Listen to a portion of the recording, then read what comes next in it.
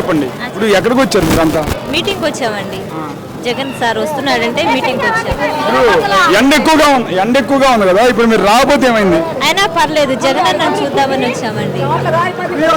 అయినా పర్లేదు ఏంటమ్మా, అటు చూడండి, మీకు ఇప్పుడు అటు చూస్తే ఎంత ఎండగా ఉంది, చెమటలు పడుతున్నాయి. అసలు ఇంత ఎండలో మీకు ఏమన్నా ఇబ్బంది అయితే ఎందుకు రాకపోతే ఏమైంది జగన్ మీటింగ్? లేదండి, ఇది లాస్ట్ మీటింగ్ అనుకోని జగన్ అన్న గెలవాలని వచ్చాము. చెప్పండి. ఇప్పుడు మీ డబ్బులు జగన్ మీద అభిమానం వచ్చారు, డబ్బులు తీసుకొని వచ్చారంటున్నారు. లేదు, అభిమానంతోనే వచ్చాం. డబ్బులు అయితే మాకు అవసరం లేదండి. జగన్ అన్న కావాలి మాకు, జగన్ అన్న కోసమే వచ్చాం. అమ్మఒడి వచ్చిందండి, అమ్మఒడి ఒకటే వచ్చింది.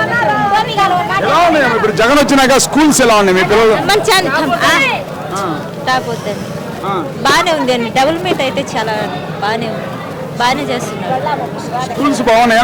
బాగున్నాయి. గవర్నమెంట్ స్కూల్ ఇంగ్లీష్ మీడియం బాగానే చెప్తున్నారు పిల్లలకి, బాగానే ఉంటుంది. గెలుస్తారా జగన్? జగన్ గెలుస్తాడండి, గెలుస్తాడు. అంటే ఇప్పుడు జగన్ ఒక్కనే అన్ని పార్టీలు కలిసి వస్తున్నాయి అమ్మా. ఎవరు ఎంతమంది వచ్చినా సింగిల్ గానే వస్తాడు జగన్ అన్న, గెలుస్తాడండి. ఇప్పుడు జగన్ తెలుగుదేశం పార్టీకి ఓట్లు వేయాలి, వేయకపోతే మీ భర్తలకు అన్నం పెట్టద్దు, వేస్తానంటే అన్నం పెట్టమని చెప్తాను. లేదండి, అదంతా ఉట్టి మాటలే. అభిమానం మనసులో గుండెల్లో ఉంటే జగన్ అన్నకే వేస్తారు. డబ్బుల గురించి ఎవరు ఆలోచన చేస్తారండి చెప్పండి? జగన్ గురించి ఇప్పుడు జగన్ అన్నే కావాలి.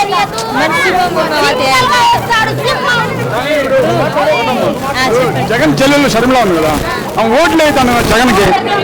ఏమో అది పర్సనల్ ప్రాబ్లం ఏముందో నాకు తెలియదు, కానీ జగన్ అన్న మాత్రం గెలుస్తాడు.